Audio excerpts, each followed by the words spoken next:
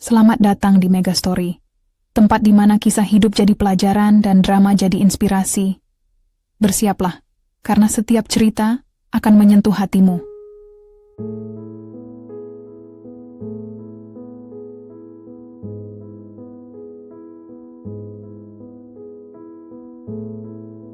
Matahari belum sepenuhnya menyembul dari balik perbukitan ketika Nurin membuka tirai jendela rumah sederhana mereka. Udara pagi yang masih segar masuk pelan, membawa aroma tanah basah dan sedikit bau amis pasar yang mulai ramai. Ia menarik napas, dalam-dalam, seakan ingin menyimpan kehangatan itu sebagai bekal untuk hari ini. Di luar, suara langkah kaki pedagang, desisan motor, dan teriakan penjual ikan saling bersahutan. Itu adalah irama harian yang sudah ia kenal sejak kecil. Nurin adalah putri satu-satunya dari Siti, seorang ibu tangguh yang setiap hari berdagang sayuran di pasar tradisional kecil kota Serayu. Kota kecil yang tenang, dengan jalanan sempit dan bangunan-bangunan tua yang masih mempertahankan nuansa Jawa Tempo dulu. Meski hidup sederhana, hubungan antara Nurin dan ibunya sangat erat. Mereka seperti sahabat, dua jiwa yang saling melengkapi dalam kondisi apapun. Ayah Nurin meninggal ketika ia baru berusia 6 tahun. Kecelakaan kerja di proyek pembangunan. Pabrik membuat ayahnya tak sempat melihat anak perempuan kesayangannya tumbuh dewasa. Setelah itu, Siti membesarkan Nurin sendirian. Dengan semangat yang tak pernah padam, meski uang seringkali menjadi ancaman besar bagi kelangsungan hidup mereka. Sejak usia belasan, Nurin sudah membantu ibunya di pasar. Ia mengatur dagangan, membersihkan sayuran, melayani pembeli, hingga mencatat pengeluaran dan pendapatan harian. Wajahnya selalu ceria, senyumnya tak pernah pudar meski tangan, dan bajunya belepotan lumpur pasar. Banyak orang mengenalnya sebagai si cantik pasar, karena parasnya yang sederhana namun memesona. Tapi Nurin tidak pernah sombong. Ia tetap rendah hati, sopan, dan penuh rasa syukur atas apa yang ia miliki. Pagi ini, seperti biasa, mereka berdua telah siap berangkat ke pasar sejak matahari belum tinggi. Nurin mengenakan kerudung biru muda dan baju lengan panjang warna putih, celana hitam polos, serta sandal jepit. Ia membawa keranjang anyaman besar yang berisi sayur mayur hasil belanja dari petani sekitar kemarin sore. Siti, yang lebih pendiam, hari ini hanya tersenyum tipis saat melewati lapak buah Pak Mardi dan toko kelontong Embok Sumi. "Bu Siti kok lesu ya?" bisik Embok Sumi pada salah satu pembelinya. Biasanya dia selalu nyanyi-nyanyi kecil. Siti mendengarnya, tapi tidak merespons. Hatinya sedang gelap. Ada sesuatu yang mengganjal, yang bahkan belum ia ceritakan kepada Nurin. Sesuatu yang mungkin akan mengubah hidup anak satu-satunya selamanya. Hari itu, aktivitas di pasar berjalan seperti biasa. Nurin sibuk melayani pembeli, sementara Siti duduk termenung di pojok tenda, jarang sekali bicara. Nurin memperhatikan ibunya, tapi ia tahu betul bahwa jika Siti belum siap bercerita, tak ada gunanya memaksa. Ketika matahari mulai condong ke barat, Siti tiba-tiba berkata, "Sayang, pulang duluan aja. Aku mau tutup lapak." Nurin terkejut. Ini pertama kalinya ibunya memintanya pulang duluan. Biasanya, mereka selalu pulang bersama, sambil membicarakan omset hari ini atau rencana besok. Tapi kali ini, Siti terlihat cemas, gelisah, dan tak sabaran. "Iya, Bu," jawab Nurin patuh. "Aku tunggu di rumah ya." Siti mengangguk cepat. Matanya tampak berkaca-kaca. Setengah jam kemudian, Nurin sampai di rumah. Rumah mereka sederhana, terdiri dari ruang tamu kecil, dapur, kamar tidur, dan kamar mandi luar. Tapi meski sederhana, suasana rumah selalu hangat. Ia langsung merebahkan diri di kasur tipis yang dibentangkan di lantai kayu. Tubuhnya lelah, tapi pikirannya mulai bertanya-tanya. Apa yang sebenarnya terjadi? Tidak lama setelah itu, Siti tiba di rumah. Langkahnya terburu-buru, wajahnya murung. Ia langsung duduk di depan Nurin, menghela napas panjang, dan akhirnya berkata, "Sayang, Mama butuh kamu untuk melakukan sesuatu." Nurin duduk tegak. "Ada apa, Bu?" Siti menggigit bibirnya. "Mama, terlilit utang." Nurin terdiam. "Utang? Berapa banyak?" 50 juta, jawab Siti pelan, suaranya gemetar. Matanya berkaca-kaca. Mama dipercaya oleh teman baik Mama, Bu Neneng. Dia bilang mau ajak kerja sama dagang sayur ke kota lain. Katanya bisa untung besar. Tapi ternyata dia kabur. Uang semua orang termasuk uang tabungan kita dibawanya lari. Polisi juga sulit menemukannya. Nurin membelalak. 50 juta? Itu jumlah yang sangat besar untuk mereka. Tabungan yang mereka kumpulkan selama bertahun-tahun, uang darurat, dan bahkan pinjaman kecil dari tetangga, semua habis begitu saja. "Bagaimana ini, Bu?" tanya Nurin. Suaranya mulai bergetar. "Siapa yang harus kita bayar? Apakah mereka akan datang ke sini?" Siti menggeleng. "Masih ada waktu sebulan, tapi ada satu cara agar kita bisa lunasi semua utang itu." Nurin menunggu. Tapi Siti terdiam lagi seolah ragu untuk melanjutkan. "Apa itu?" desak Nurin. Siti menghela napas panjang. "Ada orang yang bersedia melunasi semua utang itu, asal kamu menikah dengannya." Nurin terpaku. "Menikah? Dengan siapa?" "Dengan Pak Aryo." Nurin mengerutkan dahi. "Pak Aryo? Si pemilik hotel Mahameru itu?" Siti mengangguk. "Ya. Ayahmu dulu pernah bekerja di sana sebagai sopir. Dia mengenal kita baik. Dia bilang, dia bersedia melunasi semua utang itu jika kamu menikah dengannya." Nurin terdiam. Dadanya terasa sesak. Rasa marah, malu, dan tak percaya bercampur jadi satu. Ia menunduk, genggamannya di atas lututnya mengeras. "Kenapa Mama bisa setega itu? Aku bukan barang yang bisa dikasih ke siapa saja." "Sayang, aku tidak punya pilihan," bentak Siti, suaranya parau. "Aku sudah berusaha cari pinjaman, cari pekerjaan tambahan, tapi semuanya nihil. Aku tidak bisa biarkan kamu dan aku hidup dalam tekanan, dikejar-kejar orang. Aku tidak sanggup lihat kamu susah." Nurin menatap ibunya, matanya berkaca-kaca. "Tapi, menikah? Dengan lelaki yang jauh lebih tua? Yang bahkan belum pernah aku kenal baik?" Siti menjawab dengan suara pelan. "Aku yakin ini adalah jalan terbaik. Pak Aryo itu orang baik. Dia tidak akan menyakitimu. Lagi pula, ini bukan pernikahan biasa. Hanya formalitas. Kamu tinggal di situ sebentar, utang lunas. Lalu kamu bisa pergi lagi." Nurin tertegun. Tapi, kata-kata ibunya terasa kosong. Ia tahu sebuah pernikahan tidak akan pernah sekadar formalitas. Orang-orang akan bicara, masa depannya akan tercoreng, dan ia mungkin tidak akan pernah bisa kembali ke kehidupan normal. Namun, bagaimana mungkin ia menolak permintaan ibunya, yang selama ini telah berjuang keras demi dirinya? Siti menggenggam tangan Nurin. "Sayang, tolong, percayalah padaku. Ini untuk kebaikan kita semua." Nurin menatap ibunya lama. Di balik air mata yang hampir jatuh, ia melihat ketakutan, keraguan, dan keputusasaan. Ia menghela napas dalam-dalam, lalu berbisik, "Pelan, kalau ini yang terbaik menurut Mama, aku ikuti." Hujan rintik-rintik turun pagi itu, menyelimuti kota Serayu dalam kabut tipis yang menempel di genteng-genteng rumah. Udara terasa dingin, menusuk tulang meski sinar matahari sudah mulai menembus awan. Nurin duduk di pojok ruang tamu dengan ekspresi kosong. Tangan menggenggam secangkir teh hangat yang belum tersentuh.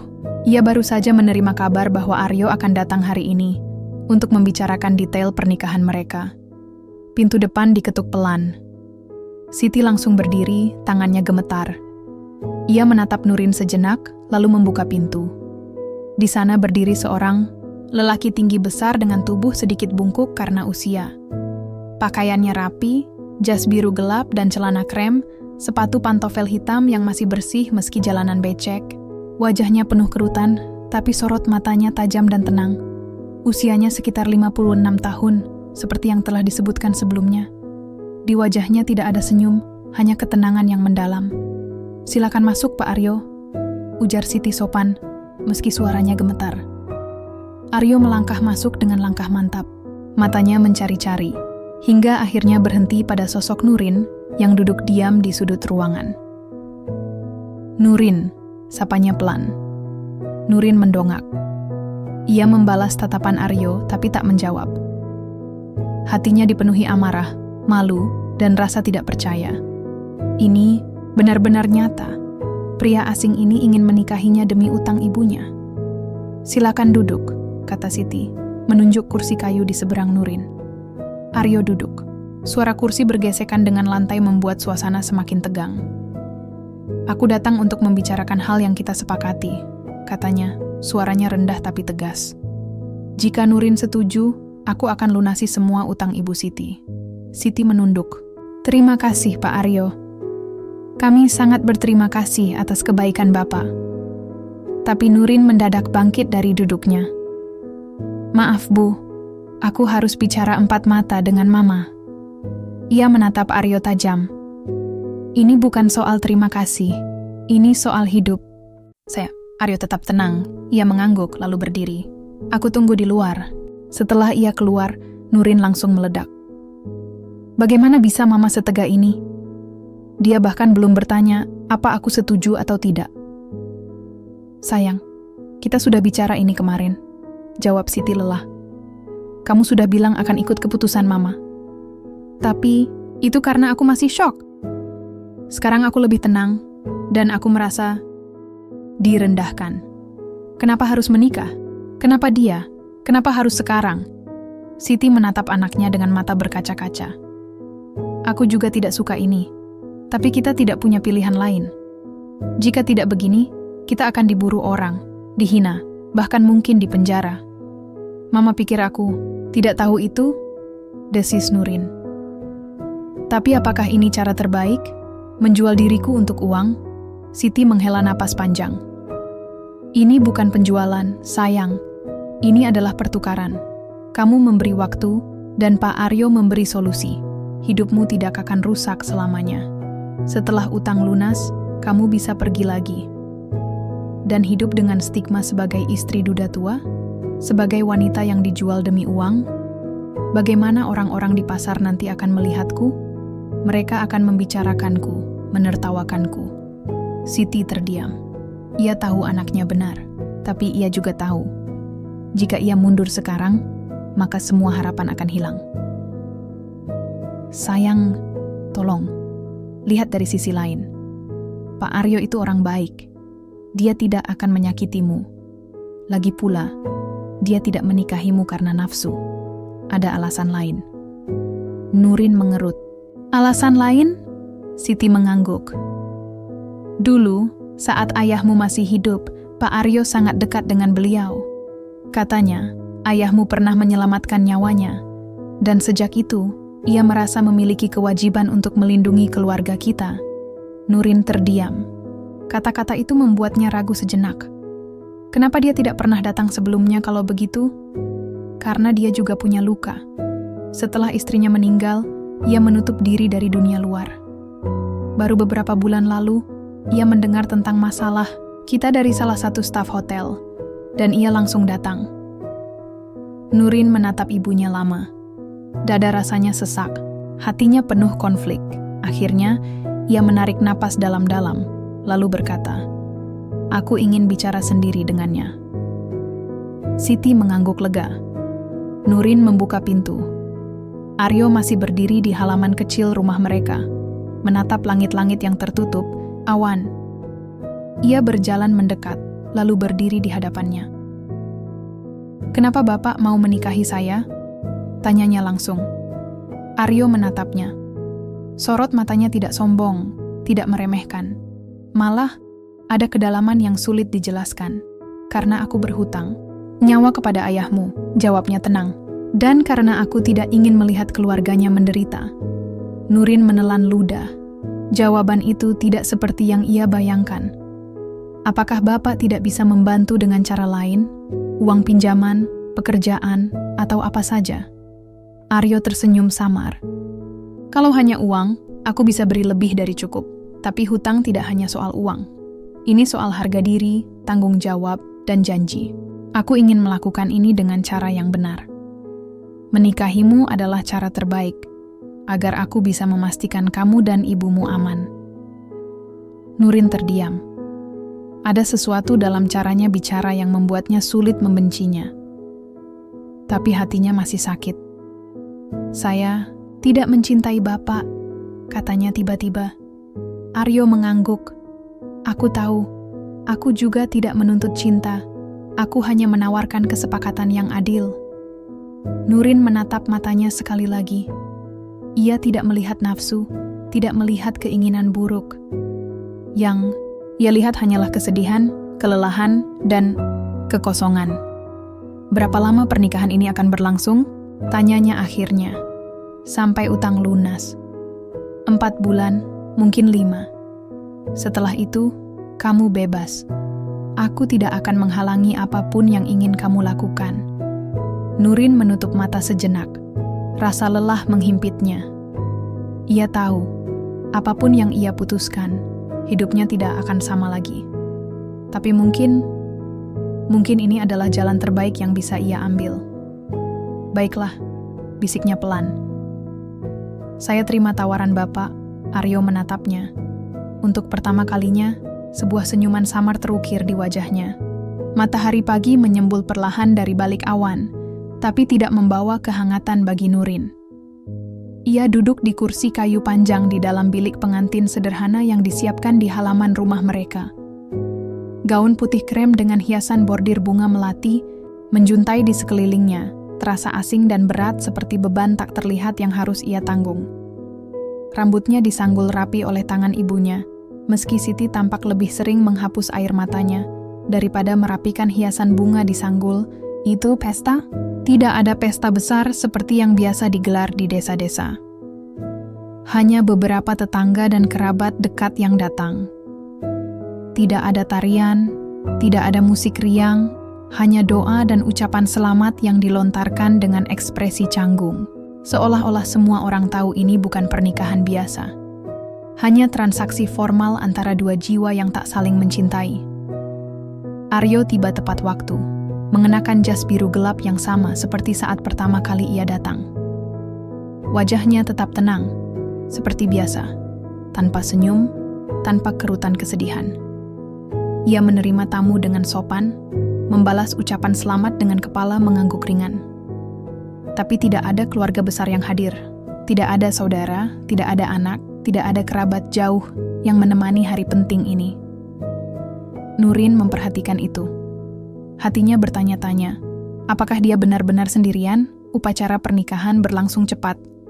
Ucapan ijab kabul dibacakan dengan suara lirih oleh tokoh agama setempat. Aryo mengucapkan, "Saya terima nikah dan kawinnya," dengan nada datar, tanpa ragu.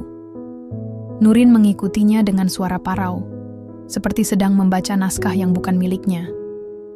Setelah akad selesai, sesuai adat, mereka bergantian meminum air teh manis dari cangkir yang sama, simbol kebersamaan, kata orang tua. Tapi untuk Nurin, rasanya seperti racun yang perlahan masuk ke tubuhnya. Tamu mulai berdatangan memberi ucapan selamat. Mbok Sumi dari toko kelontong memeluknya erat. "Semoga langgeng ya nak," bisiknya, meski sorot matanya penuh simpati. Nurin hanya bisa tersenyum getir. Saat siang tiba, Aryo sudah bersiap. Ia mendekati Siti dan membungkukkan badannya dalam-dalam. "Terima kasih atas segalanya, Bu."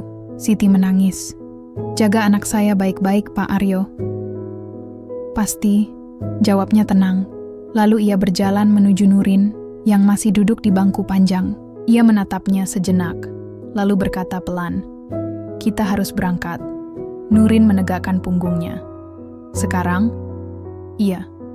Hotel sudah menunggu. Ia menoleh pada ibunya. Siti mengangguk pelan, wajahnya basah oleh air mata. "Pergilah sayang, Mama akan selalu mendoakanmu." Nurin menelan ludah. Ini adalah titik balik.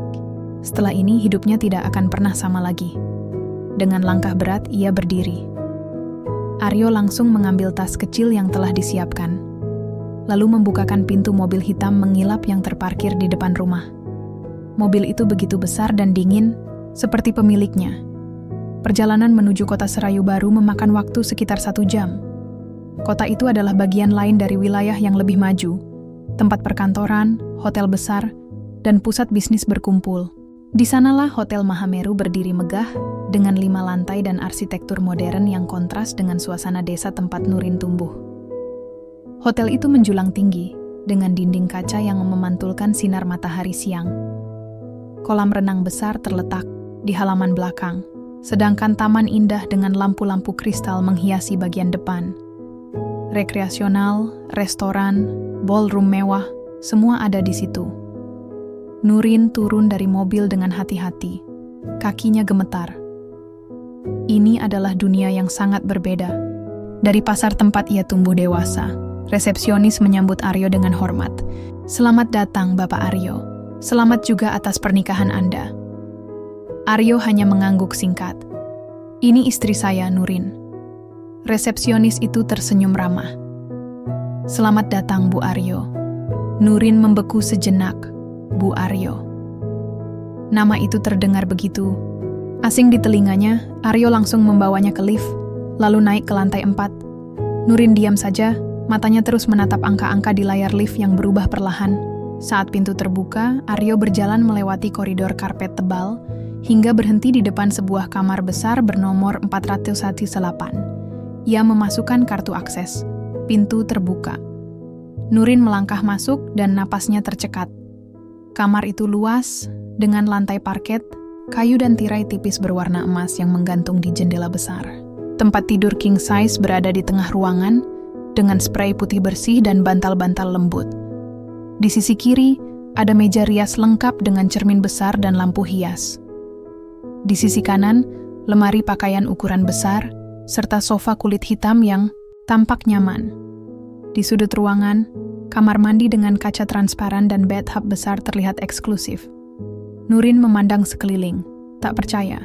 Ini adalah kamar yang mungkin hanya ditemui di film atau majalah, dan ia akan tinggal di sini, bersama seorang suami yang bahkan belum ia kenal baik. Aryo meletakkan tasnya di atas ranjang. "Ini kamar kita," katanya pelan. Nurin menoleh. "Kita?" Aryo mengangguk. "Aku tidak akan memaksamu melakukan apapun. Kita hanya akan tinggal bersama sampai semuanya selesai." Nurin menatap tempat tidur itu. Dadanya terasa sempit. Ia membalikkan badan, lalu berjalan ke jendela besar yang menghadap ke taman hotel. Dari sana, ia bisa melihat kolam renang, lapangan tenis, dan jalanan kota yang sibuk. "Apa semua ini milik Bapak?" tanyanya tanpa menoleh. "Iya," jawab Aryo. "Sejak ayahku meninggal, aku yang mengelolanya." Nurin diam sejenak. "Kenapa Bapak tidak punya anak?" Pertanyaan itu membuat Aryo terdiam. Matanya memburam sejenak. "Aku punya anak laki-laki," jawabnya pelan. "Tapi dia meninggal dalam kecelakaan 7 tahun lalu bersama istriku." Nurin menoleh cepat. Matanya terbelalak. Hatinya tiba-tiba dipenuhi rasa kasihan. "Maaf, saya tidak tahu." Aryo menggeleng. "Tidak apa, itu masa lalu." Tapi dari cara ia bicara, Nurin tahu bahwa luka itu belum sembuh, mungkin bahkan tidak pernah sembuh. Mereka berdua diam, sunyi. Tapi untuk pertama kalinya, keheningan itu tidak terasa aneh. Justru, ada kedekatan yang samar-samar mulai terasa. Aryo akhirnya berkata, "Kau boleh istirahat. Aku akan ke kantor dulu, kalau butuh sesuatu panggil staf." Nurin mengangguk pelan. Aryo berjalan ke pintu, tapi sebelum keluar, ia berhenti sejenak. "Dan Nurin, selamat datang di rumah barumu." Pintu tertutup pelan. Nurin berdiri sendirian di tengah kamar megah itu, dengan gaun pengantin yang mulai terasa sempit. Ia menatap cermin besar di ujung kamar. Di dalamnya, ia melihat dirinya yang berubah. Bukan lagi gadis pasar, tapi istri dari seorang duda kaya yang menyimpan banyak luka. Dan untuk pertama kalinya, ia tidak merasa marah. Hanya sedih, sangat sedih. Hari pertama sebagai istri Aryo terasa lebih seperti hari pertama di sebuah penjara tanpa jeruji. Nurin bangun pagi itu dengan rasa bingung. Tubuhnya masih berada di tempat tidur lembut yang terlalu besar untuk satu orang. Tapi matanya langsung menyadari bahwa sebelah sisi ranjang kosong, tidak ada tanda bahwa Aryo pernah tidur di sana. Ia duduk pelan, menarik selimut tipis dari tubuhnya yang masih memakai pakaian pengantin kemarin malam. Kamar itu sunyi. Tidak ada suara pasar, tidak ada teriak pedagang ikan, tidak ada deringan telepon atau langkah kaki ibunya. Hanya hening dan desiran angin yang melewati celah tirai jendela. Ia turun dari tempat tidur dan melangkah ke arah kamar mandi. Di dalam cermin, wajahnya tampak pucat. Matanya berkantuk, tapi pikirannya gelisah. Ia menghela napas panjang. Ini adalah rumah baruku, bisiknya dalam hati, tapi rasanya seperti neraka. Setelah mandi dan berganti pakaian dengan baju putih polos, serta rok panjang biru tua yang ia bawa dari rumah, Nurin keluar kamar. Langkahnya ragu-ragu saat memasuki koridor hotel yang luas dan sepi. Ia belum tahu harus kemana. Tapi tak lama, seorang wanita muda berpakaian seragam coklat datang mendekatinya dengan senyuman ramah. "Selamat pagi, Bu Aryo," ucapnya sopan. "Saya Nia, asisten pribadi Bapak Aryo. Beliau sudah memesan sarapan untuk Ibu di ruang makan pribadi." Nurin mengangguk kaku. "Oh, terima kasih." Nia membawanya menuju sebuah ruangan di lantai 2. Sebuah ruang makan kecil dengan dekorasi minimalis modern. Di atas meja marmer hitam, sudah tersedia nasi uduk hangat, telur dadar, tumisan kangkung, dan segelas teh manis hangat. Semua terlihat sempurna, tapi Nurin merasa tidak punya selera. Ia duduk sendirian, mengambil sedikit nasi, dengan garpu, tapi hanya memindah-mindahkan isinya tanpa benar-benar makan. "Apakah Bapak Aryo juga akan makan?" tanyanya pada Nia yang berdiri di sudut. Nia menggeleng. "Maaf Bu, Bapak sudah sarapan lebih awal. Biasanya beliau sudah masuk kantor sejak pukul 7 pagi. Nurin menghela napas. Ia baru saja menjadi istri seseorang, tapi hidup mereka tetap seperti dua dunia yang tidak saling menyentuh. Hari-hari berikutnya berjalan dengan monoton. Aryo hampir tidak pernah pulang tepat waktu. Jika pulang, ia hanya singgah sebentar, kadang duduk di sofa sambil membaca koran, kadang menatap layar laptop dengan ekspresi kosong. Ia tidak pernah bertanya apa kabar Nurin, tidak pernah mencoba mengajak bicara lebih dari sepatah kata. Makan, malam selalu disiapkan oleh staf, dan jika Aryo pulang, ia hanya makan diam-diam tanpa menoleh. Nurin mulai merasa seperti bayangan. Ada, tapi tidak terlihat. Hidup, tapi tidak bernapas. Suatu malam, setelah beberapa hari tinggal bersama, Nurin akhirnya memutuskan untuk bertanya. "Apa Bapak tidak percaya sama saya?" Aryo yang sedang minum teh menghentikan gerakannya. Ia menatap Nurin sejenak, lalu menjawab, "Kenapa kamu bertanya begitu?" "Karena kita ini suami istri, tapi Bapak tidak pernah bertanya apa saya baik-baik saja, apa saya butuh sesuatu. Saya bahkan tidak tahu apa Bapak merasa nyaman memiliki saya di sini." Aryo menatapnya lama. Sorot matanya tidak marah, tapi tidak juga tenang. Akhirnya, ia berkata pelan, "Aku tidak ingin mengganggumu." Nurin mengerut. "Mengganggu? Kita ini suami istri, bukan musuh." Aryo tersenyum samar. "Aku tahu, tapi aku juga tahu, ini bukan pernikahan yang kamu inginkan. Aku tidak ingin memaksamu melakukan hal-hal yang kamu tidak siap." Nurin diam. Kata-katanya menusuk, tapi tidak menyakitkan. Ini kali pertama Aryo secara terang-terangan mengakui bahwa ia sadar hubungan mereka bukanlah hubungan biasa. "Saya tidak akan marah kalau Bapak bertanya tentang saya," bisik Nurin pelan. "Saya juga manusia. Saya juga butuh dirangkul." Aryo menatapnya lagi. Untuk pertama kalinya, Nurin melihat kedipan keraguan di mata pria itu. Seperti ada sesuatu yang mengganjal, yang membuatnya enggan mendekat. "Dulu, istriku juga seperti kamu," katanya tiba-tiba, penuh semangat, ceria, penuh harapan. Nurin terdiam. Aryo melanjutkan, suaranya rendah. "Aku takut, jika aku terlalu dekat, aku akan melihatmu sebagai dia. Dan ketika kau pergi nanti, lukaku akan kembali terbuka." Nurin menelan ludah. Hatinya perlahan mulai memahami. "Saya bukan dia," jawabnya pelan. "Saya Nurin. Saya tidak akan menggantikan siapapun, tapi saya juga tidak ingin diabaikan. Aryo menghela napas panjang. Ia menutup mata sejenak, lalu berkata, "Aku akan mencoba." Itu adalah kalimat pertama yang membuat Nurin merasa sedikit lega. Beberapa hari setelah percakapan itu, Aryo mulai berubah. Ia mulai pulang lebih awal. Kadang membawa camilan favorit Nurin, meski tidak pernah bertanya langsung, menempatkannya di atas meja tanpa ucapan. Tapi Nurin tahu, itu adalah cara Aryo menunjukkan perhatian. Mereka mulai makan bersama lebih sering. Meski masih jarang bicara, tapi setidaknya keheningan itu tidak lagi terasa dingin. Lebih seperti keheningan yang sedang belajar saling mengenal.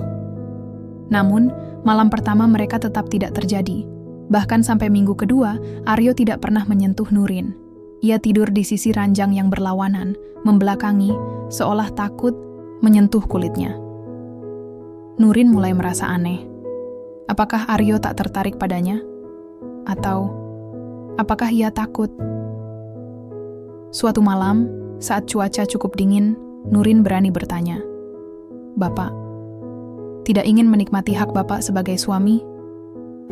Aryo terkejut. Ia menoleh. "Cepat, apa maksudmu?" Nurin menunduk. "Saya tahu ini bukan pernikahan cinta. Tapi, saya juga tahu, banyak pria yang tidak sabar menggunakan status itu. Tapi Bapak tidak pernah menyentuh saya. Apa saya tidak pantas?" Aryo menatapnya tajam. "Jangan pernah berkata seperti itu." Nurin mengangkat wajahnya. Matanya berkaca-kaca. "Lalu kenapa Bapak? Kenapa Bapak tidak pernah menyentuh saya?" Aryo menarik napas panjang. Ia duduk di tepi ranjang, tangannya menopang kepala. "Aku takut," jawabnya akhirnya. "Takut pada saya?" "Takut pada reaksimu," jawab Aryo. "Dan takut pada diriku sendiri." Nurin terdiam. "Aku tidak ingin kamu merasa dipaksa. Aku tidak ingin kamu membenciku. Dan aku takut jika aku menyentuhmu, aku akan merasa seperti mengkhianati masa laluku." Nurin memandangnya lama. Dalam diam, ia mulai memahami. Ini bukan soal dirinya. Ini soal luka yang belum sembuh. "Aku tidak akan membenci Bapak," bisiknya pelan. "Dan aku juga tidak akan menggantikan siapapun. Tapi, kalau Bapak tidak pernah mencoba, bagaimana kita bisa membangun apapun?" Aryo menatapnya.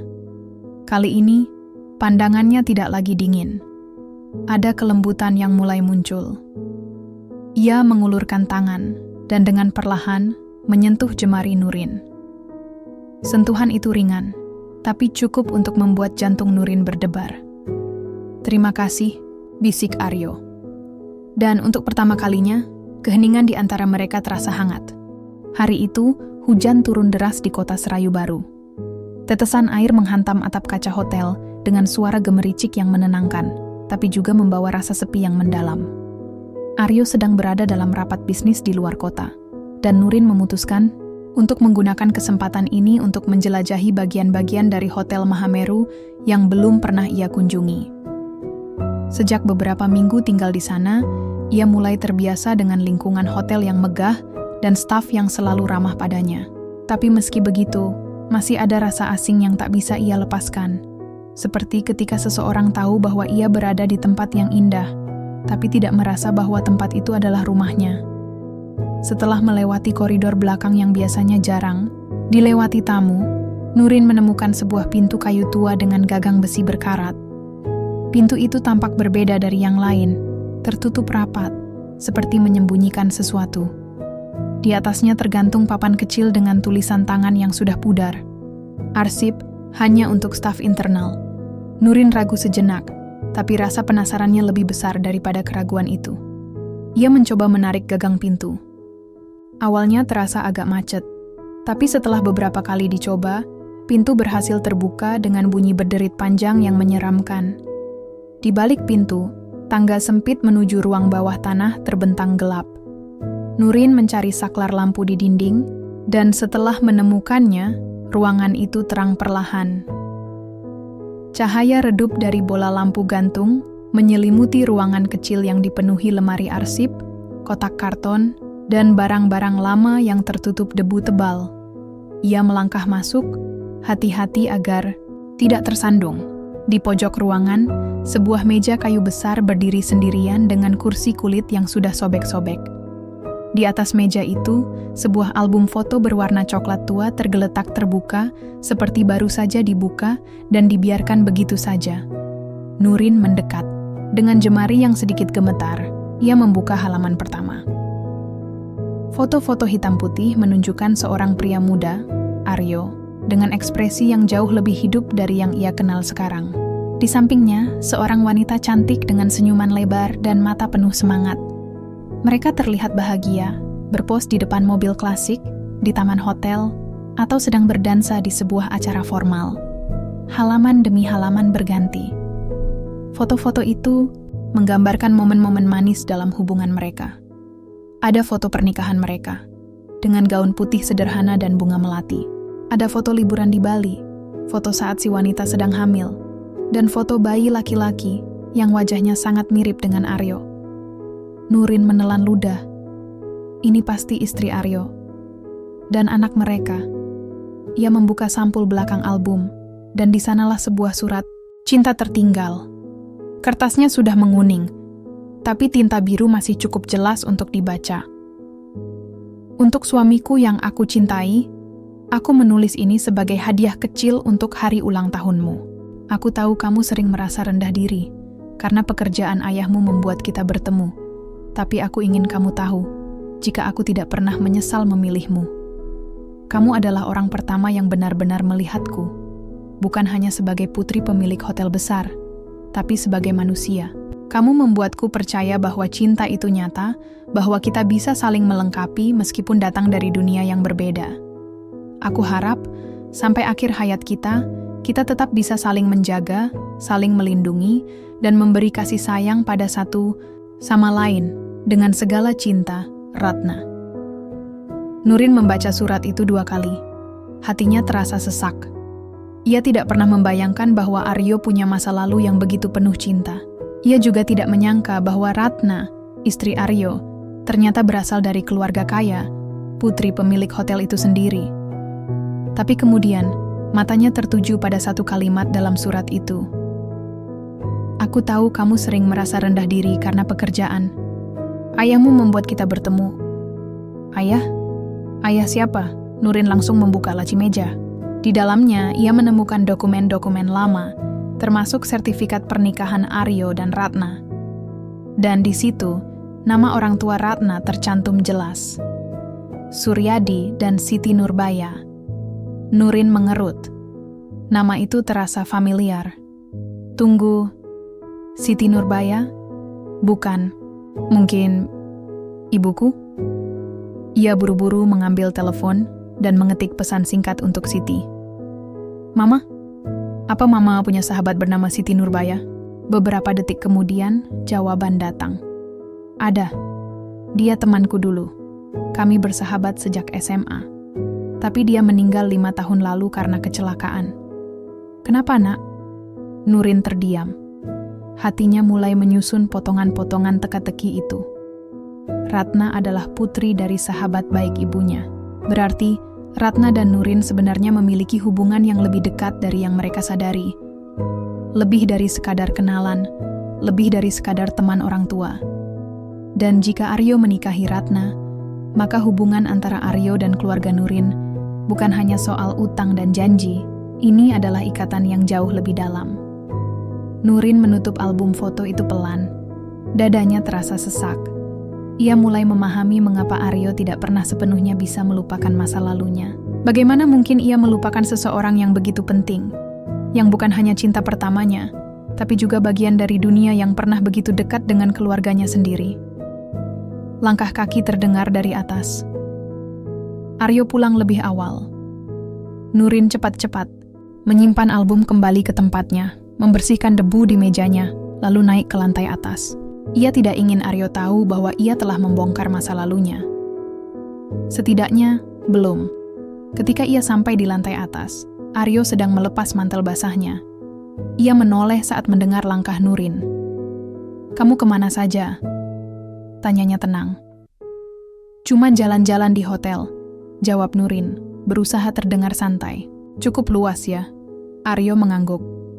Iya, aku senang kamu mulai merasa nyaman di sini. Nurin tersenyum samar. Aku juga. Tapi dalam diam, ia berkata pada dirinya sendiri. Aku harus tahu lebih banyak tentang Ratna, tentang hubungan kalian, dan tentang ayahku. Karena mungkin, semua ini bukan hanya soal utang dan janji. Mungkin, ini adalah cara takdir menyatukan kembali dua jiwa yang pernah terpisah. Malam itu, udara di kota Serayu terasa lebih sejuk dari biasanya. Hujan yang turun pagi tadi telah menyisakan aroma tanah basah dan dedaunan yang menghiasi halaman belakang Hotel Mahameru. Di dalam ruang makan pribadi lantai 2, Nurin duduk dengan jas biru muda yang ia kenakan sejak siang tadi, bukan karena acara resmi, tapi karena ia merasa perlu menyesuaikan diri dengan suasana hotel yang selalu terlihat formal. Aryo sudah duduk di ujung meja ketika ia datang. Pria itu tampak berbeda hari ini, lebih tenang, tapi tidak sepenuhnya dingin seperti biasanya. Sorot matanya lebih lembut, seperti sedang membawa sesuatu yang ingin dibagikan, tapi belum yakin bagaimana cara mengatakannya. Terima kasih sudah mau datang, katanya saat Nurin duduk di seberangnya. Nurin tersenyum tipis. Saya juga senang diajak makan malam bersama Bapak. Pelayan mulai menyajikan makanan, nasi putih hangat, ikan bakar bumbu kuning, tumisan kangkung, dan sup bening. Tidak ada menu istimewa, hanya masakan rumahan yang membuat Nurin merasa sedikit nostalgia pada masa lalu. Setelah pelayan keluar, Aryo memulai pembicaraan. Aku baru saja melihat foto lama hari ini, katanya pelan. Nurin meneguk air tehnya. Oh, Aryo mengangguk. Foto-foto Ratna, dan juga ayahmu. Jantung Nurin berdebar keras. Ia mencoba menjaga ekspresinya tetap netral. Ayah saya? Ulangnya hati-hati. Iya, aku masih menyimpan beberapa dokumentasi dari masa-masa awal aku bekerja di hotel ini. Ayahmu adalah sopir pertama yang aku percaya sepenuhnya. Dia bukan hanya karyawan, dia sahabat. Nurin mendongak. Saya tidak pernah tahu kalau mereka dekat. Aryo tersenyum samar. Memang jarang diketahui orang banyak. Kebanyakan orang mengira hubungan kami hanya antara majikan dan sopir. Tapi sebenarnya, kami sering bicara panjang tentang hidup, tentang mimpi, tentang cinta. Nurin menaruh sendoknya. Matanya tak lepas dari wajah Aryo, yang kini terlihat lebih hidup dari biasanya. Ayahmu sangat baik, Nurin, lanjut Aryo. Dia punya prinsip yang kuat. Saat itu, hotel ini sedang dalam masa sulit. Ayahku meninggal, dan aku harus mengambil alih bisnis secara tiba-tiba. Aku masih muda, tidak pengalaman, dan semua orang di sekitarku hanya peduli pada keuntungan. Ia menarik napas panjang. Ayahmu satu-satunya orang yang jujur padaku. Dia bilang, kamu bisa jadi pemimpin hebat, Pak Aryo, asal jangan lupa dari mana kamu berasal. Kata-kata itu selalu terngiang sampai sekarang. Nurin menelan ludah. Hatinya terasa hangat, tapi juga sakit. Ini adalah sisi ayahnya yang belum pernah ia dengar sebelumnya. Lalu, bagaimana Bapak bisa menjadi begitu dekat dengan keluarga saya? Tanyanya perlahan. Aryo menatapnya.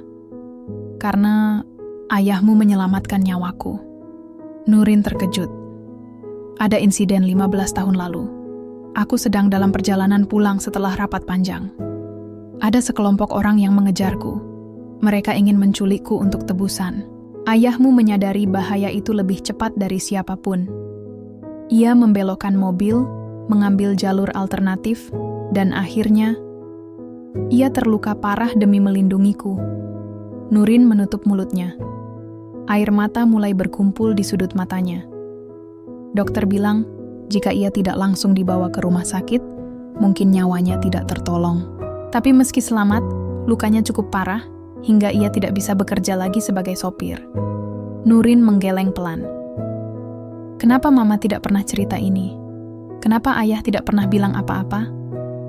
Aryo tersenyum getir. Karena itulah sifat ayahmu. Dia tidak suka dipuji. Dia hanya ingin hidup tenang bersama keluarganya. Tapi aku tidak bisa melupakan jasanya. Aku berjanji pada diriku sendiri bahwa aku akan melindungi keluarganya selamanya.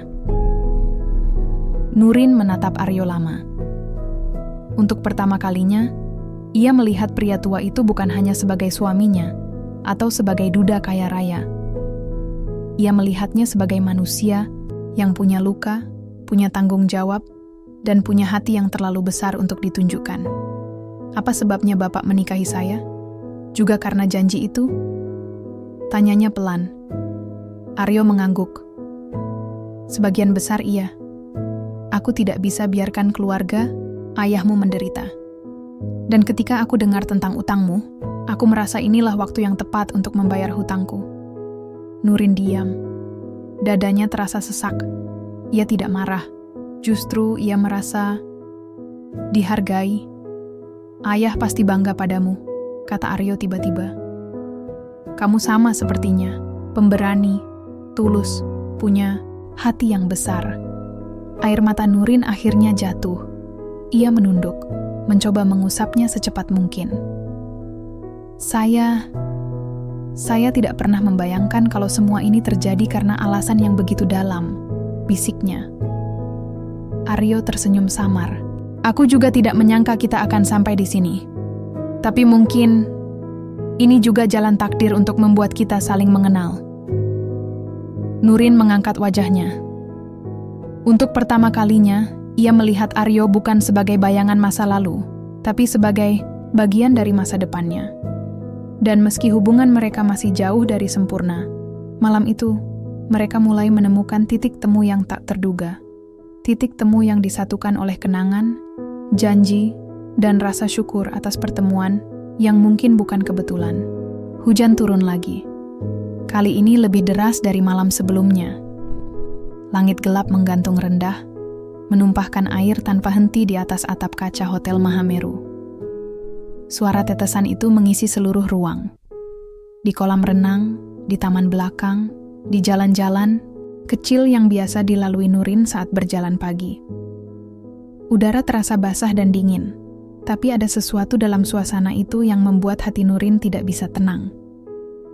Ia sedang duduk di ruang keluarga lantai 2, membaca buku bisnis hotel yang Aryo pinjamkan untuknya ketika mendengar langkah kaki perlahan menuju balkon pribadi yang menghadap ke taman. Ia menoleh dan melihat Aryo berdiri di sana, memegang pegangan besi dengan pandangan kosong ke arah langit.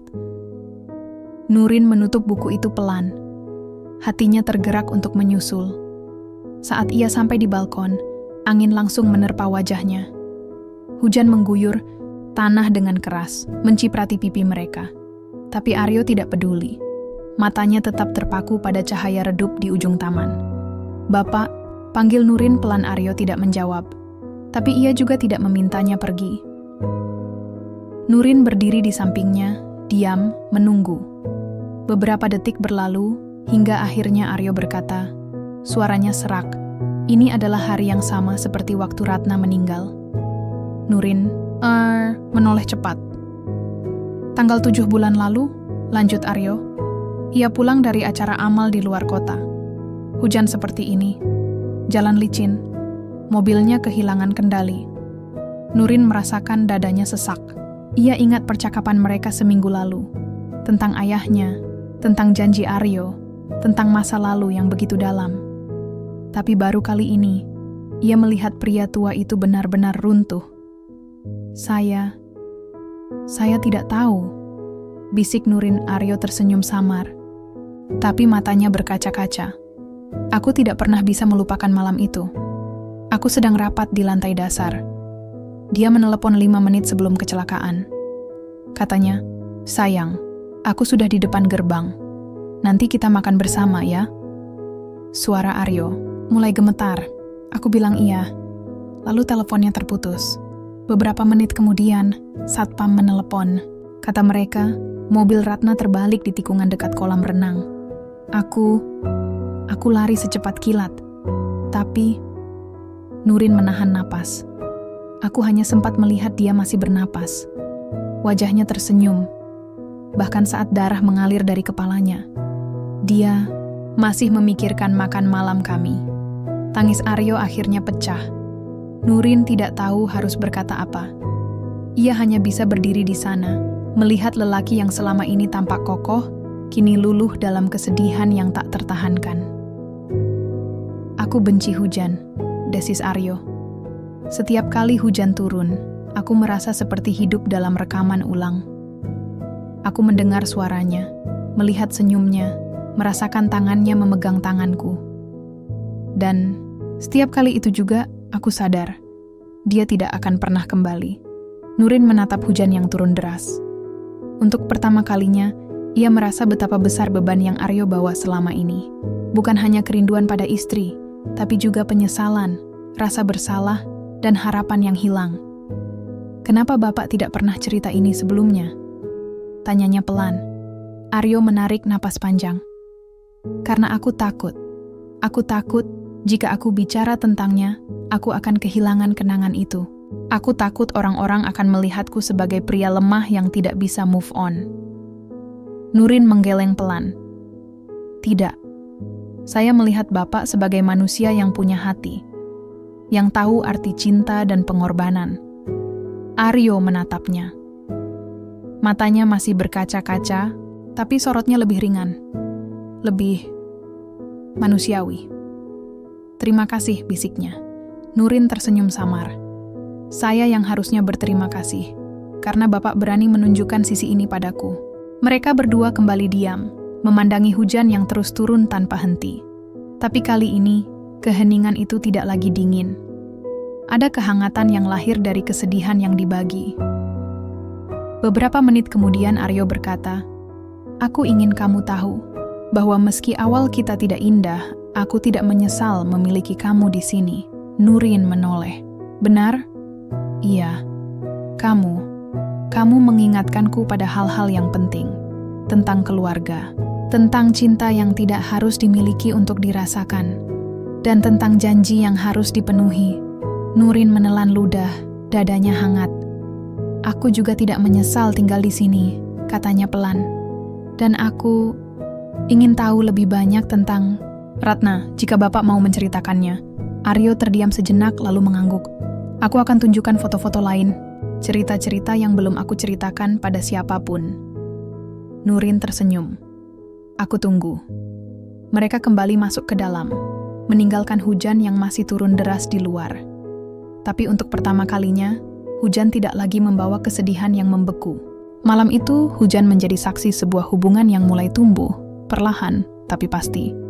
Hubungan yang lahir dari kenangan, kesedihan, dan akhirnya pemahaman. Minggu-minggu setelah percakapan di balkon terasa berbeda. Bukan hanya untuk Nurin, tapi juga untuk Aryo. Hujan mungkin masih turun sesekali, tapi kali ini, ia tidak lagi membawa kesedihan yang membelenggu. Ia justru menjadi simbol bahwa dari rintik air dan langit kelabu bisa lahir kembali kehangatan yang sempat hilang. Nurin mulai merasa lebih nyaman di Hotel Mahameru. Tidak hanya sebagai penghuni, tapi juga sebagai bagian dari dunia itu. Ia mulai sering menghabiskan waktu di lobi hotel, menyapa tamu dengan senyum ramah, atau duduk di ruang manajemen sambil memperhatikan staf bekerja. Ia bertanya banyak hal tentang sistem reservasi, cara mengatur anggaran operasional, hingga strategi pemasaran. Aryo tidak pernah menahannya. Malah, ia mendukung penuh ketertarikan Nurin pada bisnis hotel. Ia sering memanggil Nia, asisten pribadinya, untuk memberikan materi, pelatihan singkat kepada Nurin. Dan meski awalnya canggung, Nurin mulai menemukan irama barunya. "Kamu punya insting bisnis yang tajam," puji Aryo suatu pagi saat mereka sarapan bersama. "Tidak banyak orang yang bisa memahami struktur organisasi hotel dalam waktu seminggu." Nurin tersenyum samar. "Itu karena Bapak membiarkan saya mencoba. Terima kasih." Aryo mengangguk. Untuk pertama kalinya, matanya tidak lagi kosong. Sorotnya lebih hidup, seolah-olah ada harapan baru yang mulai tumbuh. Pagi-pagi berikutnya, Nurin mulai membantu proses check-in tamu VIP. Ia juga ikut rapat rutin dengan tim manajemen, meski hanya sebagai pendengar. Tapi Aryo selalu menanyakan pendapatnya sebelum membuat keputusan penting. "Apa pendapatmu tentang rencana renovasi restoran?" tanya Aryo suatu sore di ruang kerjanya. Nurin memandang sketsa desain yang dibentangkan di atas meja. Menurut saya, nuansa tradisional akan cocok untuk hotel kita. Kita bisa gunakan ornamen kayu dan batu alam agar suasana tetap hangat dan elegan. Aryo mengangguk. Bagus, aku setuju. Tambahkan sedikit sentuhan modern agar tetap relevan dengan generasi muda. Staf yang hadir mengangguk hormat. Mereka mulai terbiasa melihat Nurin duduk di sebelah Aryo, bukan hanya sebagai istri, tapi sebagai partner yang memiliki visi yang sama. Setiap hari, hubungan mereka terus berkembang, lebih ringan, lebih dekat, lebih manusiawi. Namun, Aryo tetaplah Aryo, pria yang tidak mudah mengekspresikan perasaan secara verbal. Tapi Nurin mulai belajar membaca bahasa tubuhnya. Senyuman tipis di sudut bibirnya, tatapan lembut saat ia melihat Nurin bekerja, atau gestur kecil seperti menepuk bahunya saat memberi apresiasi. Dan kemudian, datanglah hari itu. Suatu sore, saat matahari condong ke barat, Aryo pulang lebih awal dari biasanya. Wajahnya tenang, tapi ada sesuatu yang berbeda. Ia membawa sebuah kotak kecil berlapis kain beludru biru tua. Ia duduk di sofa ruang keluarga, tempat Nurin sedang membaca buku laporan bulanan hotel. Ia menempatkan kotak itu di atas meja. "Ini untukmu," katanya pelan. Nurin menoleh. Alisnya terangkat. "Untuk saya?" Aryo mengangguk. "Buka saja." Dengan jantung yang berdebar aneh, Nurin membuka kotak itu. Di dalamnya terdapat sebuah kalung antik, rantai emas kuning dengan liontin kecil berbentuk daun yang dihiasi permata hijau zamrud di tengahnya. Desainnya sederhana, tapi sangat indah. "Wah, ini sangat cantik," ucap Nurin takjub. "Terima kasih, Bapak." Aryo menatapnya lama. Lalu ia berkata, "Kalung ini adalah hadiah pernikahan dari ayahku untuk ibuku. Setelah mereka meninggal, aku menyimpannya sebagai kenang-kenangan. Aku tidak pernah memberikannya pada siapapun. Sampai sekarang." Nurin terdiam. Matanya membulat. "Jadi, ini milik keluarga Bapak?" Aryo mengangguk. "Aku ingin kamu yang memilikinya. Karena meskipun kita tidak menikah karena cinta, aku merasa kamu pantas mendapatkannya. Kamu sudah membuktikan bahwa kamu bisa menjadi bagian dari dunia ini. Dan aku yakin kamu juga bisa menjadi bagian dari hatiku." Nurin menatap Aryo tanpa suara. Dadanya terasa hangat, tapi juga sesak. Ini adalah pujian terbesar yang pernah ia terima darinya. Saya tidak tahu harus berkata apa. Bisiknya suaranya gemetar. Aryo tersenyum samar. "Tidak usah bicara. Cukup kenakan kalung itu. Dan biarkan ia menjadi simbol bahwa kita sedang mencoba." Nurin menatap liontin itu sekali lagi. Dalam diam, ia mulai memahami maknanya. Ini bukan hanya hadiah. Ini adalah pengakuan. Bahwa Aryo tidak lagi memandangnya sebagai anak pasar yang dipaksa menikah dengannya. Ini adalah tanda bahwa ia telah berhasil menembus tembok dingin yang selama ini melindungi hati Aryo. "Saya akan menjaganya baik-baik," janji Nurin pelan. Aryo mengangguk. "Aku yakin." Mereka berdua kembali duduk dalam keheningan yang damai. Tapi kali ini, keheningan itu tidak lagi kosong. Ada pemahaman yang tumbuh perlahan, seperti benih empati yang akhirnya mulai bersemi. Di luar, burung-burung berkicau riang. Langit cerah, udara hangat. Dan untuk pertama kalinya Nurin merasa bahwa rumah itu bukan hanya soal tempat tinggal. Rumah adalah di mana hati mulai menemukan ketenangan. Dan mungkin Hotel Mahameru, dengan segala memorinya, adalah rumah barunya. Pagi itu, udara Hotel Mahameru terasa lebih tenang dari biasanya. Burung-burung berkicau perlahan di taman belakang, dedaunan basah karena embusan angin pagi yang sejuk. Nurin berdiri di depan pintu ruang arsip lantai bawah, tangannya memegang kunci kecil yang ia pinjam dari Nia. Sejak beberapa minggu terakhir, Aryo mulai membuka lebih banyak bagian hidupnya untuknya. Ia diperbolehkan mengakses dokumen-dokumen penting hotel, bahkan ikut menandatangani beberapa laporan sebagai wakil Aryo. Tapi meski begitu, ada satu hal yang masih mengganjal dalam pikirannya.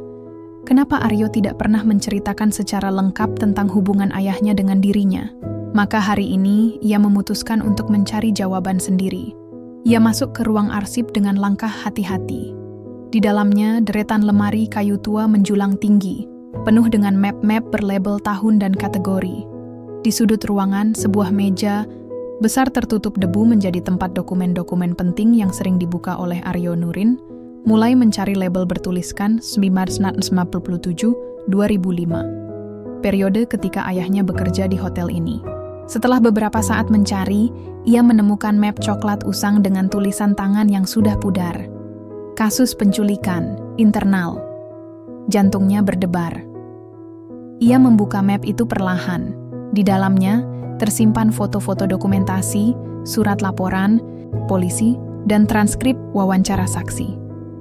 Semua mengarah pada satu insiden yang hampir saja merenggut nyawa Aryo. Ia mulai membaca. Tanggal 18 Juli 1999, sekitar pukul 22.30 WIB, Bapak Aryo Pradita, selaku pemilik Hotel Mahameru, dilaporkan menjadi target penculikan oleh kelompok kriminal bernama Gerbang Hitam. Mereka adalah sindikat yang selama ini melakukan pemerasan terhadap pengusaha-pengusaha besar di wilayah Serayu Baru. Saat itu, korban sedang dalam perjalanan pulang setelah rapat bisnis dengan mitra dari Surabaya. Mobil korban dicegat di jalan raya menuju kediaman pribadi. Dua orang tak dikenal langsung turun dari mobil hitam dan mencoba menyeret korban keluar. Namun, sopir korban, Bapak Junaedi, 42, berhasil melindungi majikannya dengan cara membelokkan mobil secara mendadak, sehingga pelaku gagal menangkap korban. Sayangnya, akibat manuver tersebut, mobil terguling dan mengalami kerusakan parah. Bapak Junaedi mengalami luka berat di kepala dan harus menjalani operasi darurat. Untungnya nyawanya berhasil diselamatkan. Nurin menutup matanya sejenak, napasnya tersengal-sengal. Ayahnya bukan hanya sopir biasa. Ia adalah penyelamat. Orang yang rela nyawa demi melindungi Aryo. Ia melanjutkan membaca dan menemukan lampiran lain surat permohonan maaf dari Aryo kepada keluarga Junaedi. Saya menyadari bahwa lukanya yang sangat parah akhirnya membuat Bapak Junaedi tidak bisa kembali bekerja sebagai sopir. Saya juga memahami bahwa kondisi finansial keluarga pasti terganggu akibat insiden ini. Oleh karena itu, saya bersedia memberikan dukungan finansial bulanan kepada keluarga Bapak Junaedi selama 5 tahun, atau sampai mereka benar-benar pulih secara ekonomi. Nurin menutup map itu dengan tangan gemetar. Hatinya sakit. Ini semua adalah alasan utama mengapa Aryo menikahinya, bukan hanya karena janji pada diri sendiri, tapi juga karena hutang budi yang belum lunas. Tapi jika begitu, kenapa Aryo tidak pernah menceritakan ini sebelumnya? Hari itu, Aryo baru pulang dari kunjungan bisnis ke Bandung. Saat Nurin melihatnya turun dari mobil, ia langsung menyambut dengan tatapan tajam. "Apa Bapak tidak merasa perlu menceritakan ini?" Tanyanya sambil menunjukkan map dokumen itu. Aryo terkejut, matanya menyipit. "Di mana kamu dapatkan itu?" "Di ruang arsip," jawab Nurin dingin. "Dan saya ingin tahu, kenapa Bapak tidak pernah menceritakan semuanya dari awal? Bahwa ayah saya bukan hanya sopir, tapi penyelamat nyawa Bapak." Aryo diam sejenak. Lalu, dengan suara rendah, ia berkata, "Karena aku malu." Nurin mengerut. "Malah?" Aryo menghela napas panjang. "Aku malu bahwa orang yang rela melindungiku sampai nyaris kehilangan nyawa, harus hidup dalam kesulitan karena ulahku. Aku malu bahwa keluarganya harus menderita, karena keputusanku membawa dia ke situasi berbahaya. Dan yang paling menyakitkan, aku malu bahwa aku tidak bisa melakukan apa-apa untuk membayar semua itu." Nurin menatapnya tanpa suara. "Dulu, aku berjanji pada diriku sendiri bahwa aku akan melindungi keluargamu," lanjut Aryo. "Tapi ternyata, waktu itu aku gagal. Aku tidak bisa mengembalikan pekerjaan ayahmu. Aku tidak bisa mencegah kemiskinan yang kalian alami. Dan ketika aku mendengar tentang utangmu, itu seperti alarm yang mengingatkanku bahwa aku masih punya kewajiban yang belum selesai." Nurin menelan ludah. Dadanya sesak. "Kenapa Bapak tidak bilang ini dari awal?" Tanyanya pelan. Karena aku takut, jawab Aryo jujur. Aku takut kamu akan membenciku. Aku takut kamu akan merasa bahwa semua ini hanya soal hutang budi, bukan soal kita. Nurin diam, matanya berkaca-kaca. Tapi sekarang, kamu sudah tahu semuanya, kata Aryo perlahan. Dan terserah kamu mau percaya atau tidak. Tapi aku tidak hanya menikahimu karena itu. Nurin menatap mata Aryo. Di dalamnya, ia melihat penyesalan, kelelahan, dan kejujuran. Saya percaya, bisiknya akhirnya. Aryo menarik napas lega. Nurin menutup map itu perlahan, lalu berkata, "Ayah pasti bangga padamu, karena kamu telah mencoba melakukan hal yang benar, meskipun caranya tidak sempurna." Aryo mengangguk. Untuk pertama kalinya, air mata jatuh dari pipinya. "Terima kasih Nurin," katanya pelan. Dan untuk pertama kalinya juga, Nurin merasa bahwa ia bukan hanya istri dalam pernikahan formal. Ia adalah bagian dari janji yang lebih besar, janji yang lahir dari pengorbanan, penyesalan, dan upaya untuk memperbaiki masa lalu. Malam itu, Hotel Mahameru terasa lebih sunyi dari biasanya. Hanya suara angin yang mengalir lembut di antara dedaunan taman belakang dan alunan musik piano lembut dari restoran lobi. Di kamar pribadi mereka, Nurin sedang duduk di depan meja rias, menyisir rambutnya perlahan. Ia baru saja selesai mandi, setelah seharian membantu Aryo dalam rapat strategi bisnis untuk ekspansi hotel ke wilayah lain. Pintu kamar terbuka pelan. Aryo masuk dengan langkah tenang. Jaket abu-abunya sudah dilepas, hanya menyisakan kemeja putih lengan panjang yang tampak sedikit kusut karena hari yang panjang. "Kamu belum tidur?" tanyanya sambil menutup pintu. Nurin tersenyum samar melalui cermin. "Belum. Saya sedang memikirkan rencana promosi bulan depan." Aryo mendekat, berdiri di belakangnya. Dari refleksi cermin, ia bisa melihat wajahnya, wajah yang mulai ia kenali dengan baik. Bukan hanya sebagai suaminya, tapi sebagai manusia yang punya luka, harapan, dan keteguhan. "Kau semakin mahir," kata Aryo pelan. "Tidak hanya bicara soal operasional, tapi juga soal strategi jangka panjang." Nurin tersenyum tipis. "Itu semua karena Bapak selalu memberiku kesempatan." Aryo tidak menjawab langsung. Matanya tetap tertuju pada refleksi wajah Nurin. Lalu, tanpa aba-aba, tangannya bergerak pelan, menyentuh bahunya. Sentuhan itu begitu ringan, seperti takut akan ditolak. Tapi Nurin tidak menarik diri. Perlahan, Aryo mendekapnya dari belakang, pipinya menyandar di atas kepala Nurin. Napasnya hangat, detak jantungnya terasa melalui punggung Nurin. Untuk pertama kalinya, sentuhan itu bukan karena kewajiban atau formalitas. Ini adalah sentuhan yang lahir dari kerinduan yang tak terucapkan. Nurin menahan napas. Hatinya berdebar keras, tapi bukan karena takut atau jijik. Justru, ada rasa nyaman yang aneh. Seolah-olah, tubuhnya tahu bahwa ini adalah tempat yang aman. "Aku merasa sangat bersalah padamu," bisik Aryo tiba-tiba. Nurin mengerut. "Kenapa?" Aryo diam sejenak. "Karena aku mulai merasa bahwa aku tidak ingin kamu pergi." Nurin menoleh pelan, menatap matanya melalui cermin. Sorot matanya tidak lagi dingin, tapi penuh kelembutan dan sesuatu yang lebih dalam. "Saya juga tidak yakin saya ingin pergi," jawabnya pelan. Aryo menarik napas panjang, lalu melepaskan pelukannya. Ia duduk di tepi ranjang, menunduk. "Aku takut, Nurin. Aku takut aku mulai mencintaimu. Dan aku takut cinta itu tidak pantas untukku." Nurin berbalik, duduk di sebelahnya. "Kenapa tidak pantas?" Aryo menggeleng pelan. "Aku datang ke hidupmu dengan cara yang salah. Aku menikahimu karena hutang dan janji. Aku bahkan sempat menjaga jarak karena takut melupakan Ratna. Aku tidak layak mendapatkan cinta yang tumbuh secara alami." Nurin menatapnya lama. Lalu, dengan lembut, ia berkata, "Cinta itu bukan tentang siapa yang lebih dulu, atau bagaimana ia datang, tapi tentang apa yang kita lakukan saat ia hadir." Aryo menoleh. Matanya berkaca-kaca. Saya tidak tahu apakah ini cinta.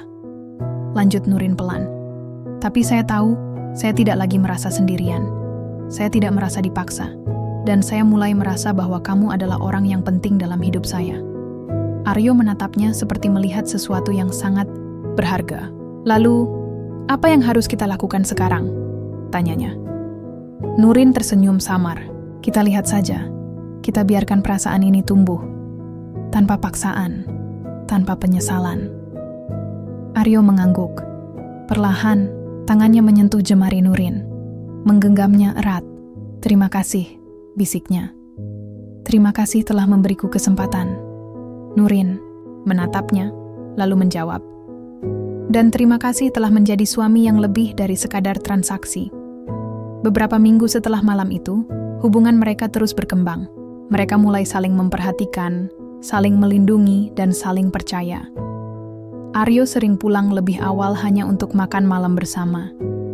Nurin mulai memasak masakan tradisional favorit Aryo, meski kadang rasanya masih kurang pas.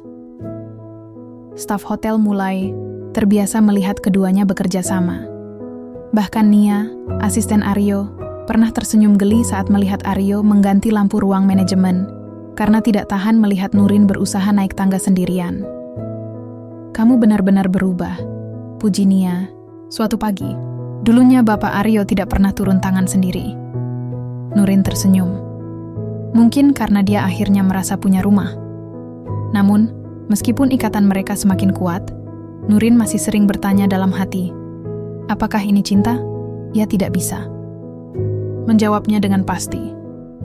Yang ia tahu, ia tidak lagi merasa seperti boneka dalam pernikahan ini. Ia tidak lagi merasa direndahkan. Justru, ia merasa memiliki tujuan baru untuk membantu Aryo bangkit, untuk membangun masa depan bersama, dan untuk membuktikan bahwa dari sebuah pengorbanan bisa tumbuh sesuatu yang indah. Cinta mungkin tidak datang dengan cara yang romantis.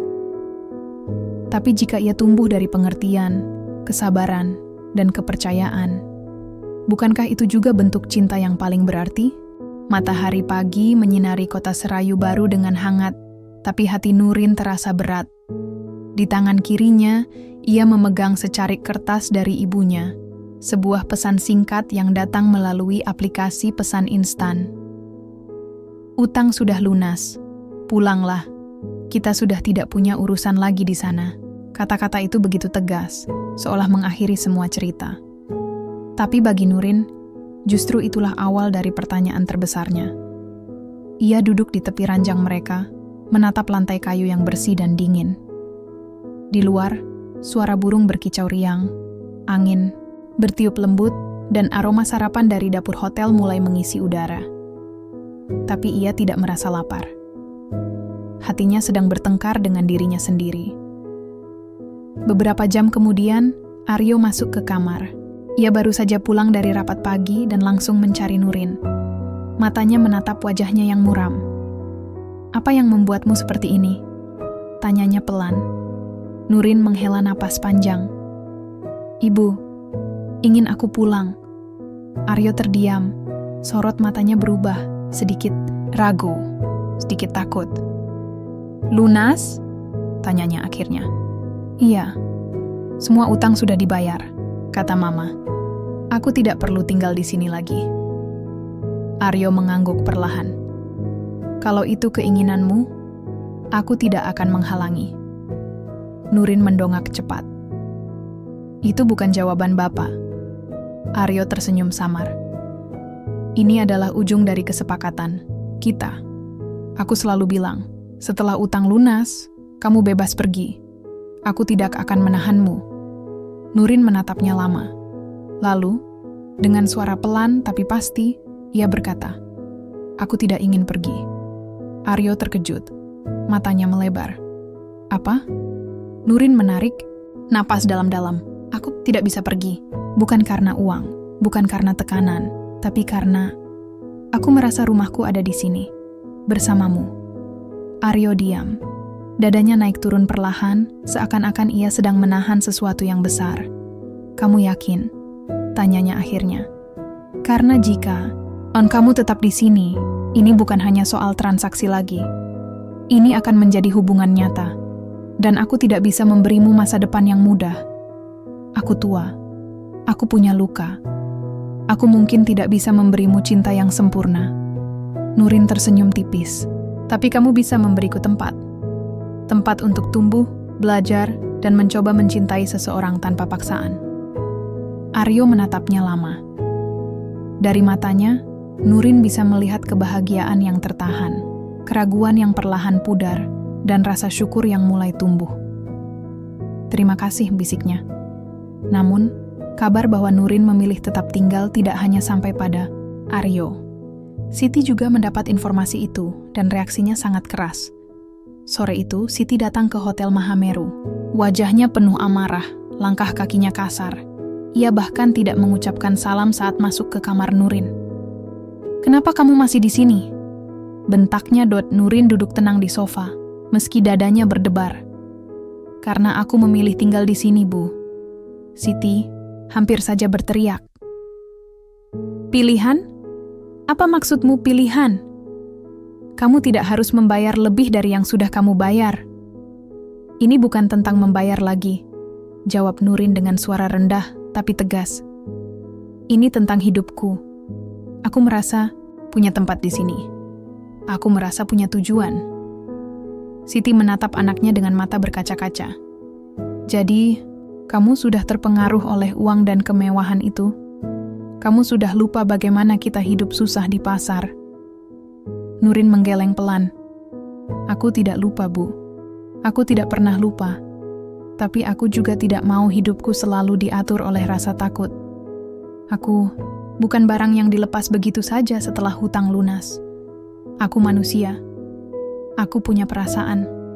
Dan aku merasa kalau aku tidak akan bahagia jika kembali ke pasar." Siti menatapnya dengan tatapan pilu. "Kamu pikir dia bisa membuatmu bahagia?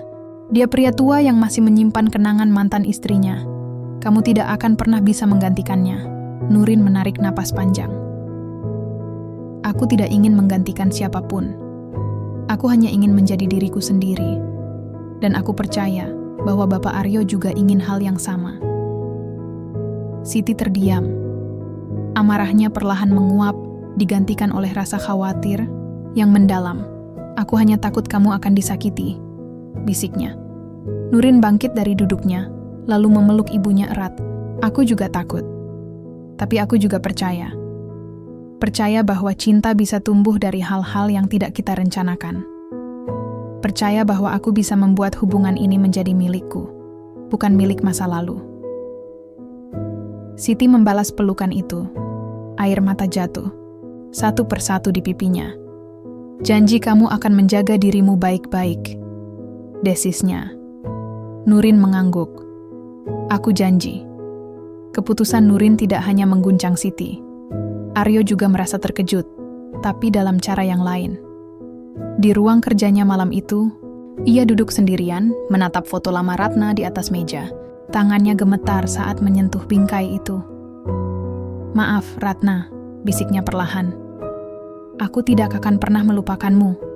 Tapi, mungkin sudah saatnya aku mencoba hidup lagi." Ia menutup mata sejenak, lalu mengambil sebuah amplop putih dari laci. Di dalamnya surat wasiat lamanya, yang menyebutkan bahwa seluruh aset hotel akan disumbangkan untuk yayasan yatim piatu jika ia meninggal. Tapi hari ini, ia menulis ulang isinya. Segala hak pengelolaan Hotel Mahameru, termasuk saham, mayoritas dan kendali manajemen, saya serahkan kepada Nurin Aryo, istri saya. Jika terjadi apa-apa pada saya percaya padanya untuk melanjutkan visi dan nilai-nilai yang telah kita bangun bersama. Ia menandatangani dokumen itu dengan tangan yang mantap. Keesokan harinya, ia menyerahkan dokumen itu pada Nurin. "Ini untukmu," katanya. Nurin membacanya dengan mata terbelalak. Ini terlalu besar untukku." Aryo tersenyum. "Kamu pantas mendapatkannya. Kamu sudah membuktikan bahwa kamu bukan hanya istriku. Kamu adalah partnerku." Nurin menatap Aryo lama. Lalu, dengan suara pelan, ia berkata, "Bapak, benar-benar seorang yang luar biasa." Aryo menggeleng. Tidak, hanya kamu yang berhasil membuatku kembali percaya pada diriku sendiri. Dan untuk pertama kalinya, Nurin memeluk Aryo dengan sepenuh hati, tanpa rasa takut, tanpa penyesalan. Hidup mereka belum sempurna. Masih banyak tantangan yang akan datang. Tapi kali ini, mereka tidak akan menghadapinya sebagai dua jiwa yang dipaksa bersatu. Kali ini, mereka memilih untuk bersama. Matahari pagi menyinari kota Serayu Baru dengan hangat yang lembut, mengusir kabut tipis yang masih menggantung di udara. Di halaman depan Hotel Mahameru, tamu-tamu mulai berdatangan. Pasangan muda yang ingin menikmati liburan romantis, keluarga besar yang ingin merayakan ulang tahun, hingga para pengusaha yang datang untuk rapat bisnis penting. Di dalam ruang manajemen lantai 2, Nurin sedang duduk di meja kerjanya yang rapi. Layar laptop menyala, menampilkan laporan bulanan dan rencana ekspansi hotel ke wilayah lain. Ia memakai blazer biru gelap dengan kerudung coklat tua yang disisir rapi. Sorot matanya tajam, tapi tenang, seperti seorang pemimpin yang tahu arahnya. Bu, Aryo, panggil Nia, asisten pribadinya, dari ambang pintu. Tim wartawan Serayu Post sudah tiba. Mereka siap untuk wawancara. Nurin mengangguk. Terima kasih. Aku akan turun sebentar lagi. Nia tersenyum, lalu pergi. Nurin menutup laptopnya perlahan. Ia menarik napas panjang, lalu melihat foto di atas mejanya. Foto itu adalah kenangan dari hari pernikahan mereka. Dia dengan gaun sederhana, Aryo dengan jas biru gelap. Keduanya belum saling mengenal, tapi sudah terikat oleh janji. Waktu telah membawa banyak perubahan. Beberapa tahun telah berlalu sejak ia memilih tetap tinggal bersama Aryo. Awalnya, semua orang ragu, termasuk dirinya sendiri. Tapi perlahan-lahan, hubungan mereka berkembang. Bukan karena tekanan atau hutang, tapi karena pilihan hati yang semakin kuat. Hotel Mahameru tidak hanya bertahan, mereka berkembang pesat. Dengan strategi bisnis yang cerdas dan visi yang selaras, antara Nurin dan Aryo, hotel ini berhasil menjadi salah satu destinasi utama di wilayah Jawa Tengah. Fasilitas baru seperti spa tradisional, restoran fusion masakan lokal dan internasional, serta ballroom megah menjadi daya tarik tersendiri. Tapi, lebih dari itu, Nurin juga berhasil membangun hubungan emosional yang dalam dengan staf dan pelanggan. Ia tidak hanya dikenal sebagai manajer operasional yang kompeten, tapi juga sebagai sosok yang rendah hati dan peduli pada lingkungan sekitar. Ia bahkan memulai program pelatihan gratis bagi anak-anak pasar untuk belajar tentang dunia hospitality. Sementara itu, Aryo berubah menjadi pria yang lebih ringan, lebih sering tertawa, lebih sering pulang tepat waktu. Dan meski masa lalu masih sesekali hadir dalam bentuk mimpi buruk atau hujan deras, ia sudah tidak lagi menyembunyikan kesedihannya sendirian. Ia memiliki Nurin. Dan Nurin memiliki tempatnya. Wawancara dimulai di ruang pertemuan VIP hotel. Seorang jurnalis muda bernama Rani duduk di seberang Nurin, sementara kameramen merekam momen tersebut untuk segmen gaya hidup mingguan. Pertama-tama, terima kasih sudah mau memberikan waktu untuk wawancara ini, ujar Rani ramah. Kami sangat tertarik mendengar kisah Bunda Nurin. Bagaimana bisa menjalankan bisnis hotel besar, sekaligus menjalani pernikahan yang begitu unik. Nurin tersenyum samar. Aku senang bisa berbagi. Rani membuka catatan, lalu melanjutkan. Jadi, pertanyaan pertama yang pasti ingin diketahui pembaca kita. Bagaimana awalnya Bunda bisa menikahi seorang pria yang usianya jauh lebih tua? Apakah itu karena alasan ekonomi, tekanan keluarga, atau cinta? Nurin menatap jurnalis. Itu sejenak. Lalu dengan suara yang tenang namun tegas ia menjawab, awalnya, iya. Ini bukan pernikahan cinta. Ini adalah transaksi. Saya menikah dengan Pak Aryo karena ibu saya terlilit utang. Dia menikahi saya karena hutang budi pada ayah saya, yang dulu adalah sopirnya, dan penyelamat nyawanya. Rani terkejut. Matanya membulat. Benarkah itu? Nurin mengangguk. Saya tidak malu mengakui itu. Karena dari titik itulah, segalanya mulai berubah. Ia menarik napas panjang, lalu melanjutkan. Aku datang ke pernikahan ini dengan rasa marah, takut, dan penyesalan. Tapi Pak Aryo, dia tidak pernah memaksaku melakukan apapun. Dia tidak pernah mencoba mengambil lebih dari yang aku bersedia berikan. Perlahan, kami mulai saling memahami. Kami berbicara tentang masa lalu, tentang harapan, tentang luka yang masih belum sembuh. Dan dari percakapan-percakapan itu, ikatan lahir, bukan instan, tapi tumbuh perlahan, seperti akar yang menembus tanah keras, sampai akhirnya kokoh. Rani mencatat dengan cepat. Lalu, sekarang, setelah beberapa tahun berlalu, apakah Bunda bisa bilang bahwa ini adalah cinta? Nurin tersenyum. Kali ini, senyumnya lebih lebar, lebih ringan. Aku tidak tahu definisi cinta itu apa, jawabnya. Tapi aku tahu, setiap pagi aku bangun, aku merasa aman. Setiap malam, aku tidur dengan hati yang tenang. Aku tahu ada seseorang yang percaya padaku, yang mendukungku, yang tidak pernah meninggalkanku meskipun aku membuat kesalahan. Dan itu cukup bagiku untuk menyebut ini cinta. Rani diam sejenak. Lalu, dengan suara lebih lembut, ia bertanya, "Dan jika ada wanita muda yang mendengar cerita ini dan merasa bahwa pernikahan mereka juga tidak ideal, apa nasihat Bunda?" Nurin menatapnya dengan pandangan bijak. Pernikahan bukan hanya soal awal, tapi soal apa yang kamu lakukan setelah itu. Jika kamu masuk ke dalam hubungan ini dengan prasangka buruk, maka kamu akan menemukan alasan untuk membencinya. Tapi, jika kamu masuk dengan pikiran terbuka, dengan kemauan untuk mencoba, mungkin kamu akan menemukan kebahagiaan di tempat yang tidak kamu sangka. Ia menghela napas. Cinta itu tidak selalu indah dari awal. Tapi jika kamu bersabar, jika kamu berani melihat ke dalam hati pasanganmu, dan jika kamu tidak takut memperbaiki diri, mungkin cinta itu bisa tumbuh dari bekas luka. Setelah wawancara selesai, Nurin berjalan menuju balkon pribadi yang menghadap ke taman. Di sana, Aryo sudah menunggunya dengan secangkir teh hangat di tangan. "Bagaimana hasilnya?" tanyanya sambil menyerahkan teh itu. Nurin menerimanya dengan senyuman. "Aku rasa mereka akan terkejut, tapi aku harap mereka juga terinspirasi." Aryo mengangguk pelan. "Kamu hebat hari ini." Nurin menoleh, menatap mata pria itu. "Kita sama-sama hebat." Mereka duduk berdampingan, memandangi taman yang hijau, burung-burung yang berkicau riang, dan angin yang bertiup lembut membawa aroma bunga melati. Beberapa tahun lalu, mereka adalah dua jiwa yang dipaksa bersatu oleh takdir yang tidak adil.